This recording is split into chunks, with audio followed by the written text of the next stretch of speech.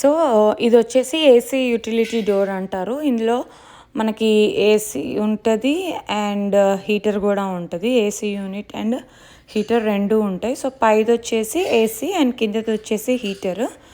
So, ఇదేంటంటే మాది apartment. మాదొచ్చేసి సెకండ్ ఫ్లోరు.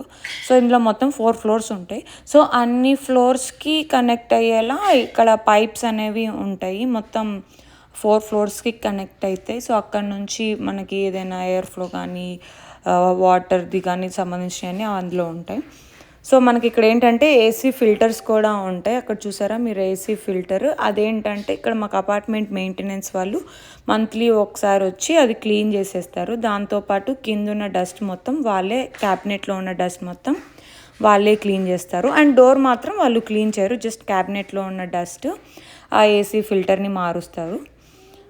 సో, ఇది మా ఏసీ యుటిలిటీ డోర్ అనమాట. సో, అక్కడ మీకు వైట్ కలర్ షీట్ కనిపిస్తుంది కదా! అదేంటంటే కాక్రోచ్ హోల్డర్. ఏమైనా కాక్రోచెస్ ఉంటే అది మొత్తం స్టిక్కీగా ఉంటుంది. కాక్రోచ్ వచ్చేసి దానికి హోల్డ్ అయిపోతుంది. సో, ఈ యుటిలిటీ డోర్‌కి చూసారా చాలా డస్ట్ అనేది ఉంటుంది. సో, ఈ లోపల డోర్ మాత్రం నేను వాళ్ళు ఎప్పుడైతే మెయింటెనెన్స్‌కి వచ్చి లోపల క్లీన్ చేసే ముందు మాకు ఇన్ఫర్మేషన్ ఇస్తారు. సో, అప్పుడు నేను ఈ డోర్ కూడా క్లీన్ చేసేసి ఉంచేస్తా. సో దట్ వాళ్ళు ఈజీగా మొత్తం లోపల క్లీన్ చేసేస్తారు. అండ్ ఈ బయట సైడ్ డోర్ మాత్రం నేను ఎవ్రీ 2 వీక్స్‌కి ఒకసారి ఇలా దులిపేసుకుంటాను నార్మల్‌గా. సో, బయట సైడ్ ఏం డస్ట్ ఉండదు. బట్ లోపల సైడ్ మాత్రం ఇలా డస్ట్ ఉంటుంది. ఎందుకంటే నేను వాళ్ళు వచ్చే ముందే లోపల సైడ్ క్లీన్ చేస్తాను.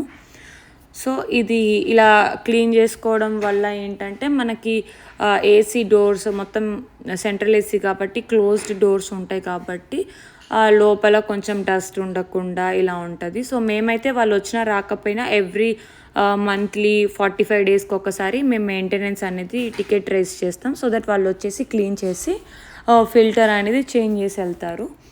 సో, ఇదేంటంటే మెయిన్లీ బ్రీతింగ్ ఇష్యూస్ ఉన్నవాళ్ళు ఆర్ ఇంట్లో చిన్న పిల్లలు ఉన్నవాళ్ళు ఇలా క్లీన్ చేసుకోవడం వల్ల ఏంటంటే క్లోజ్డ్ డోర్స్ ఉంటాయి కాబట్టి వాళ్ళకి బాగుంటుంది.